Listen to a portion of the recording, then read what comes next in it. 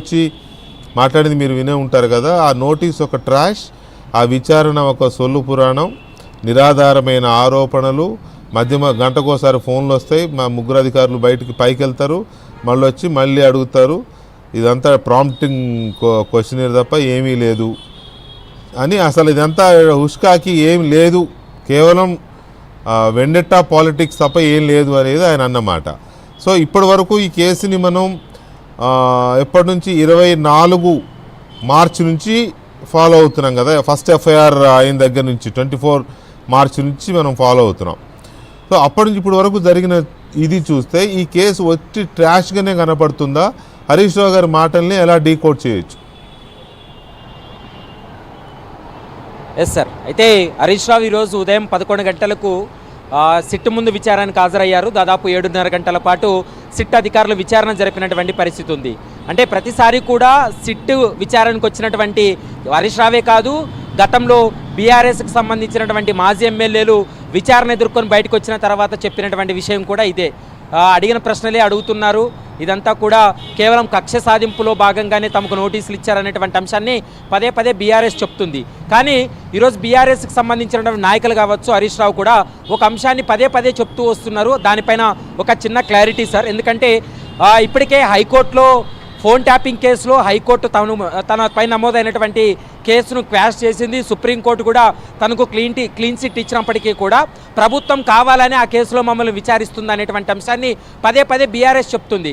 కానీ ఒక సూచన ఏంటంటే, ఒక అంశం ఏంటంటే, క్వాష్ అయినటువంటి ఎఫ్ఐఆర్లో ఈరోజు హరీష్ రావుని విచారణ జరపలేదు.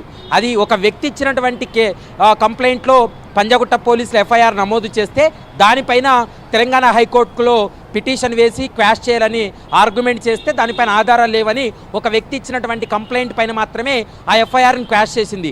మెయిన్ కేసు ఏదైతే ఉందో, మీరు ఇప్పటి వరకు చెప్పినట్లు 2024 మార్చి 10వ తారీఖున నమోదైనటువంటి ఎఫ్ఐఆర్ ఏదైతే ఉందో ఆ ఎఫ్ఐఆరే మెయిన్ కేసు. ఆ కేసులోని విట్నెస్లందరినీ కూడా పిలుస్తున్నారు, వాంగ్మూలాలు నమోదు చేస్తున్నారు. ఆ కేసులోని హైకోర్టు క్వాష్ చేసిన పిటిషన్ అది ప్రభుత్వం పెట్టిన కేసు ఎఫ్ఐఆర్ కాదది.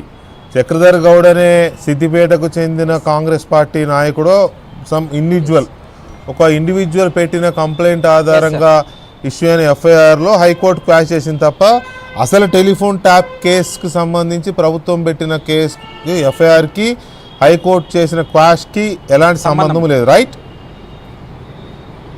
Exactly sir, right. కానీ బీఆర్ఎస్ నాయకులు కావచ్చు, హరీష్ రావు కావచ్చు, బయటకు వచ్చిన సమయంలో అదే విషయాన్ని చెప్తూ ఉన్నారు. కానీ సిట్ అధికారులు మాత్రం ఈ విషయాన్ని అయితే స్పష్టంగా చెప్పడం జరిగింది. ఇందులో మెయిన్ కేసు ఏదైతే టెలిఫోన్ కేసు ఉందో, టెలిఫోన్ ట్యాపింగ్ కేసు ఉందో ఆ కేసులోనే విచారణ జరిపాము. టెక్నికల్ ఎవిడెన్స్ అన్ని తమ దగ్గర ఉన్నాయి. దాదాపు 2024 నుంచి ఇప్పటి వరకు సేకరించినటువంటి ఆధారాలన్నీ కూడా ముందు పెట్టి విచారణ జరిపామనేది సిట్ అధికారులు చెప్తున్నటువంటి మాట. రైట్. ఇంకొక మాట, హరీష్ రావు ఒక మాట అన్నారు ఇందాక ప్రెస్ మీట్ లో, ఏదో ఒక లీక్ ఇస్తారు బయటికి, ఆ లీక్ ఇచ్చి ఇట్లా అడిగాం అట్లా చెప్పాడని చెప్పి నా మీద అంటారు, దమ్ముంటే వీడియో బయట పెట్టిన అంటారు. సరే, ఆయన అన్నాడు కానీ వీడియో ఎవరు ఇవ్వరు, వీడియో బయట పెడతారు ఎక్కడన్నా? లీకులు ఓకే, లీకులకు అవకాశం ఉంది. అంతవరకు ఏమైనా లీక్ వచ్చిందా మరి? ఎస్ సార్, అంటే సిట్ అధికారులు అయితే చెప్తున్నటువంటి, అంటే ఆఫ్ ది రికార్డు మేము కాల్ చేసి నిజంగా ఈరోజు జరిగినటువంటి ఇన్వెస్టిగేషన్ ఏంటి, అతన్ని క్వశ్చన్ చేయడం ఏంటి అనేటువంటి అంశాలు చెప్పినప్పుడు కొన్ని విషయాలు మాత్రమే సిట్ అధికారులు పంచుకుంటున్నారు. ఎందుకంటే మా దగ్గర ఉన్నటువంటి కొన్ని టెక్నికల్ ఎవిడెన్స్ అన్నీ కూడా ముందు పెట్టాము. చాలా వాటికి హరీష్ రావు చెప్పినటువంటి సమాధానం ఏంటంటే తనకు గుర్తు లేదని, కొన్నిటికి నాకు సంబంధమే లేదు, మీరు అడిగే ప్రశ్నకి నాకు సంబంధం లేనటువంటి ప్రశ్న అనేటువంటి అనే జవాబే ఎక్కువ సార్లు చెప్పినట్లు సమాచారం అందుతుంది. హరీష్ రావు ఇంకొక మాట కూడా అన్నాడు, మధ్యలో వీళ్ళు బయటికి వెళ్ళి కాల్స్ మాట్లాడి మళ్ళీ తిరిగి వచ్చి నన్ను ప్రశ్నిస్తున్నారు. కానీ ఇన్వెస్టిగేషన్లో అదొక భాగం సార్. ఎందుకంటే కంటిన్యూషన్గా కాకుండా గ్యాప్ ఇచ్చి వాళ్ళు మానసికంగా వాళ్ళు కొంత ప్రిపేర్ అయ్యి ఖచ్చితంగా వాళ్ళ నుండి నిజాలు రాబట్టాలంటే ఇన్వెస్టిగేషన్లో పోలీసులు కొన్ని అట్లాంటి ట్రిక్స్ కూడా ప్లే చేస్తుంటారు. వెళ్ళిన తర్వాత వెంటనే విచారణకు పిలిచి విచారణ చేసే అవకాశం ఉండదు. కొన్ని గంటల పాటు వాళ్ళని కూర్చోబెడతారు, ఖాళీగా మొబైల్స్ వాళ్ళతో హ్యాండ్ ఓవర్ చేస్తారు. కాదు ప్రవీణ్, పోలీసుల ట్రిక్స్ పోలీసులకు ఉంటే పొలిటీషియన్స్ ట్రిక్స్ పొలిటీషియన్స్కి ఉంటాయిలే, ఒకళ్ళు మించిన ఒకళ్ళు ఆరితేరే ఉంటారు. కానీ ఒక మాట చెప్పండి, ఇప్పుడు ఈ కేసు మొదలైన దగ్గర నుంచి 24 మార్చి నుంచి మొదలైన ఈ ఎఫ్ఐఆర్ మొదలైన తర్వాత దర్యాప్తులు, అరెస్టులు చాలా అయినాయి. ప్రభాకర్ రావు గారు, రాధాకిషన్ రావు గారు, తిరుపతి అన్న గారు, ఇంకా కొంతమంది ఆఫీసర్స్, చాలామంది అరెస్టులు, బెయిల్లు నడుస్తున్నాయి కదా. ఇది చాలా కీలకమైన నోటీస్ విచారణ ఇది హరీష్ రావు గారిని. అంటే డైరెక్ట్ బీఆర్ఎస్ పార్టీ టాప్ బ్రాంచ్ని టచ్ చేశారు, కేసీఆర్ కుటుంబాన్ని టచ్ చేశారు ఇప్పుడు. సో ఇక ఇది ఒక కంక్లూజన్కి, ఒక క్లైమాక్స్కి వస్తోంది అనుకోవచ్చా బ్రీఫ్గా? 100% సార్. ఎందుకంటే ఇప్పటి వరకు ఈ కేసులో అధికారుల పాత్రకు సంబంధించి మాత్రమే విచారణ జరిగింది.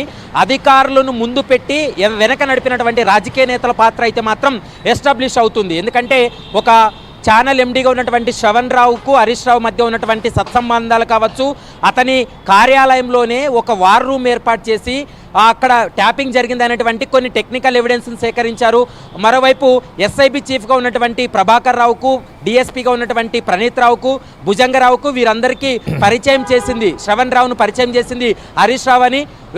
శ్రవణ్ రావుతో కలిసి పనిచేయాలని ఎస్ఐబి అధికారులకు, ఒక ప్రైవేట్ వ్యక్తితో కలిసి పనిచేయాలని హరీష్ రావు కొన్ని వాట్సాప్ కాల్స్ మాట్లాడినట్లు, మెసేజ్లు పెట్టినట్లు కూడా కొన్ని ఆధారాలు ఉన్నాయి. ఆ ఆధారాలన్నిటిపైన కూడా ఈరోజు క్వశ్చన్ చేశారు. అయితే ఇక్కడ ప్రవీణ్ ఆశ్చర్యాన్ని కలిగించే అంశం ఏంటంటే, హరీష్ రావు గారు కేసీఆర్ గారికి మేనల్లుడు, అఫ్ కోర్స్ మంత్రి, నో డౌట్. కానీ కేసీఆర్ ఇప్పుడు ఇది జరుగుతున్న ఈ మొత్తం ఎంటైర్ సినారియో చూస్తూ ఉంటే హరీష్ రావే మొత్తం ఈ ట్యాపింగ్ బాధ్యతలన్నీ హరీష్ రావే మానిటర్ చేశారు అన్నట్టుగా ఒక ఇంప్రెషన్ క్రియేట్ అవుతోంది.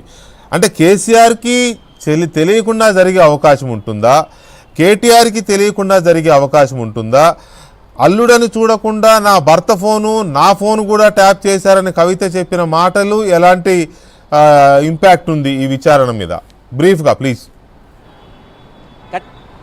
ఖచ్చితంగా సార్. ఎందుకంటే ఈ వ్యవహారంలో ఎవరున్నా, సీఎంగా ఉన్నా, ఫోన్ ట్యాపింగ్ జరిగినా కానీ, ఇంటెలిజెన్స్ రిపోర్ట్ కానీ, ఎస్ఐబి రిపోర్ట్ కానీ ఖచ్చితంగా సీఎంకి చేరుతుంది. ప్రతి అంశం కూడా సీఎం నాలెడ్జ్లో ఉంటుంది. అప్పటి ముఖ్యమంత్రిగా ఉన్నటువంటి కేసీఆర్ నాలెడ్జ్లో ఉన్నాయనేది ప్రస్తుతం ఎస్ఐబి అధికారులు, ఇప్పటికే సిట్ అధికారులు కూడా చెప్తున్నటువంటి మాట. ఎందుకంటే దీని వెనక ఉండి నడిపినటువంటి వ్యక్తుల పాత్రకు సంబంధించి ఆధారాలన్నీ సేకరించిన తర్వాతే విచారణ జరుపుతున్నారు.